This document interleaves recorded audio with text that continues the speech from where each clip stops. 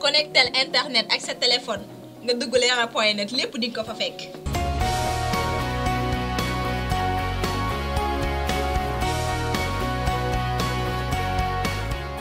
Bonjour chers amis internautes, j'espère que vous allez bien.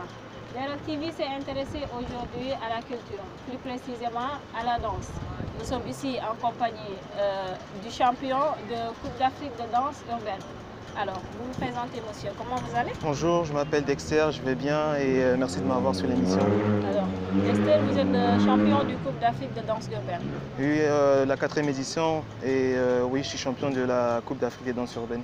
Alors, comment ça s'est passé l'aventure? C'était dur parce que tous les participants, c'était des gens de taille.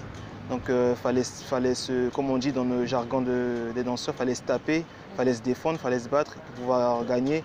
Et pour moi, ce n'est pas qu'une victoire, c'est l'Afrique qui gagne, donc c'était juste ça.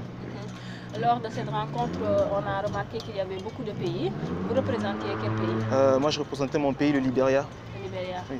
Alors, ça a été facile de rejoindre le Sénégal ou vous êtes résident ici au Sénégal? Je suis résident au Sénégal, ça fait presque 8 ans que je suis là. Je suis aussi autant sénégalais que libérien pour moi maintenant. Donc ouais, c'était juste un battle dans le pays dans lequel je vis. D'accord. Alors, on va remonter un peu le temps pour parler de vos débuts de danse. Qu'est-ce qui vous a motivé à pratiquer cette culture?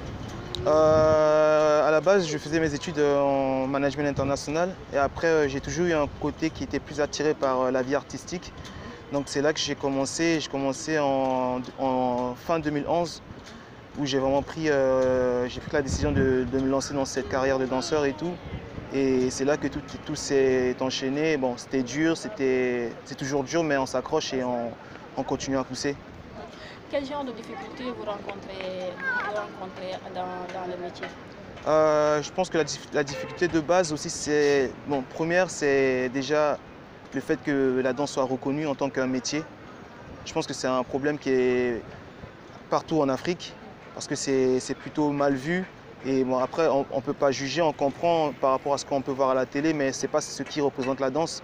Ça, c'est l'aspect commercial de la musique et de la danse en général.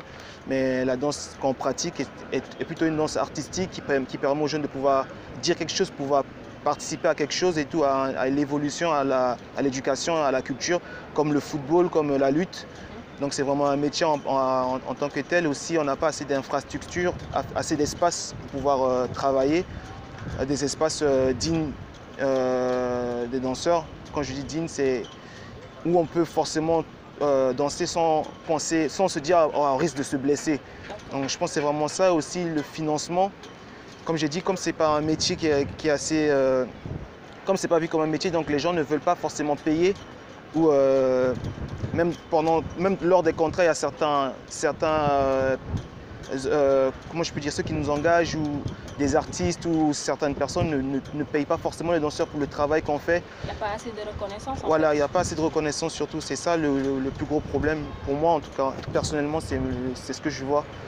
Et voilà. Alors, vous avez dit que c'est bien de considérer aujourd'hui la danse comme un métier. Oui. Alors, est-ce que je peux vous demander la question que tout le monde se pose? Est-ce que vous, artistes, est-ce que vous vivez de votre art?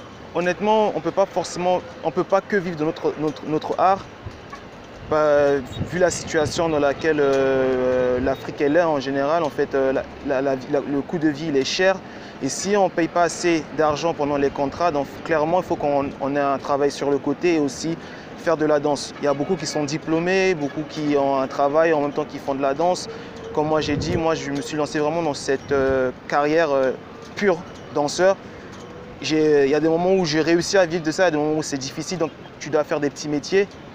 C'est pas forcément ce qu'on aime faire et tout, mais bon, la vie elle est comme ça et on fait avec en fait. C'est ta passion. Ouais. Alors vous avez tantôt parlé de message, le fait de véhiculer un message à travers votre danse. Oui. Est-ce que vous pensez que le message est passé? Je pense que ça dépend vraiment en fait du public, parce que ça dépend de la sensibilité du public. D'autres sont là pour voir que du show. Donc que tu lances un message, c'est pas vraiment le plus important pour eux. Et aussi, je pense que la plateforme elle est différente parce que pendant les battles, c'est plutôt des confrontations, c'est plutôt des affrontements. Donc il n'y a pas forcément un message à passer, c'est plutôt la technique et la musicalité, l'approche de la danse. Et sur des scènes plutôt dans des théâtres ou le Grand Théâtre Sorano, l'Institut français, on passe des messages vraiment par rapport au spectacle qu'on présente. C'est un spectacle plus réfléchi, avec une recherche plus intellectuelle. Donc forcément, dans ce cadre, oui, on passe un message et c'est bien reçu. Mais dans le cadre de battle ou de show, c'est différent. Je ne pense pas qu'il y a vraiment un message à passer. Il y a certains qui essaient de passer un message, mais ce n'est pas vraiment la plateforme pour passer un message, c'est plutôt la plateforme pour démontrer la technique et l'approche de la danse en fait. Puisque vous vivez au Sénégal, comment ça se passe la danse au Sénégal? La danse au Sénégal, elle a eu beaucoup de hauts et beaucoup de bas. Aujourd'hui, la nouvelle génération de danseurs au Sénégal sont en train de vraiment remonter le niveau de la danse, de pousser cette qualité de danse à un niveau international, si je peux me permettre de dire ça. Et ça se voit qu'il y a beaucoup dans la nouvelle génération qui sont motivés. Mais comme j'ai dit, faute de financement, beaucoup arrêtent parce que on se dit, on a bien envie aussi de voyager, même pas forcément aller en Europe, mais juste dans un autre pays africain et échanger avec d'autres danseurs. Et c'est ça qui grandit en fait, qui va faire grandir la communauté aussi, qui va renforcer les liens entre les jeunes de différents pays africains. Comme j'ai dit, souvent nous on a la chance de pouvoir voyager, moi surtout d'aller en Europe, et je vais dans des événements où je rencontre des Japonais, des Chinois, des Américains, des gens qui viennent d'ailleurs. On ne parle pas forcément la même langue, mais vu qu'on danse juste sur une même musique, on réussit à communiquer, on réussit à créer des liens entre nos pays. Donc pour moi déjà ça brise les frontières et ça forcément ça installe quelque chose qu'on appelle pour moi l'humanité. Donc je pense que quelque chose qu'il ne faut pas minimiser, c'est vraiment ce dont les danseurs au Sénégal ont besoin, de pouvoir voyager, de pouvoir échanger avec d'autres danseurs. D'accord. Alors vous pratiquez quelle danse? Parce qu'il y a combien de danses? Nous on fait la danse hip-hop. Et la danse hip-hop en fait elle est assez vaste et c'est toute une culture et tout. Et moi précisément je fais le hip-hop freestyle. Parce qu'il y a la danse hip-hop qui a différents styles. Il y a le popping, il y a le breakdance, il y a la house, il y a le locking. Et il y a différents styles qui existent. Et dans ce gros lot, il y a aussi la danse hip-hop freestyle. Et la danse hip-hop freestyle, en fait, c'est une danse qui est née à partir des musiques hip-hop, des musiques rap. Et cette danse, c'est le style le plus libre dans la danse hip-hop en général parce qu'elle s'inspire de toutes les autres danses et n'a pas forcément de limite. Et à part la danse hip-hop freestyle, je fais du crump. Le crump. Voilà. C'est une danse différente qui vient des États-Unis autant que la danse hip-hop et qui a plutôt une inspiration plutôt ailleurs que le hip-hop qui est plutôt, je peux dire qu'il est plutôt tiré vers la danse africaine, mais avec une énergie différente. Parlons un peu du crump. Oui. On voit que c'est une danse qui est assez difficile, qui demande, je sais pas, de la flexibilité, je sais pas quoi là. Comment vous faites? C'est juste de l'entraînement. Franchement, c'est de l'entraînement et c'est de la compréhension. Moi, je dis toujours aux danseurs, en fait, danser, c'est pas juste bouger, c'est étudier aussi. C'est comme l'école, en fait. Il faut comprendre son corps, il faut comprendre la musique, il faut savoir compter, il faut comprendre la culture. C'est tout. Il faut s'éduquer par rapport à ce qu'on fait pour pouvoir avancer. Même si on essaie de faire un truc, mais si on n'a pas l'éducation par rapport à ça, on ne peut pas faire ça. C'est comme quelqu'un qui vient au Sénégal, qui veut danser le mbala, le samba. Si tu ne connais pas la culture sénégalaise, tu ne connais pas le rythme des batteurs, tu ne peux pas danser ça. Donc c'est vraiment, en fait, il faut s'éduquer, il faut se renseigner, il faut être capable de pouvoir parler de la danse sans forcément la danser aussi. C'est beaucoup de pratique. En fait. C'est énormément de pratique. Moi, franchement, c'est comme aller à l'école. Alors, parlons de Coupe d'Afrique de danse urbaine. Voilà. Alors, comment ça s'est passé l'aventure? Est-ce que c'était difficile d'affronter d'autres pays? Oui, parce que je pense que, comme j'ai dit, chacun en fait, chacun a mis en fait la main à la pâte parce que chaque danseur a eu à travailler, chaque danseur a eu à vraiment à s'entraîner aussi dur que moi ou que les autres, je sais pas. Chacun a eu à travailler, chacun a eu son histoire. Donc en venant sur cette scène, chacun a besoin de s'exprimer, chacun a besoin de battre l'autre, pas forcément pour prouver qu'il est meilleur, d'autres pour prouver qu'ils sont les meilleurs, mais d'autres c'est vraiment pour se surpasser, pour voir si le travail qu'ils ont eu à faire en salle donne un résultat. Donc pour moi c'était vraiment difficile parce que tu devais non seulement battre l'autre physiquement mais aussi mentalement. D'accord. Alors avez-vous senti en tant que danseur l'appui des autorités sénégalaises?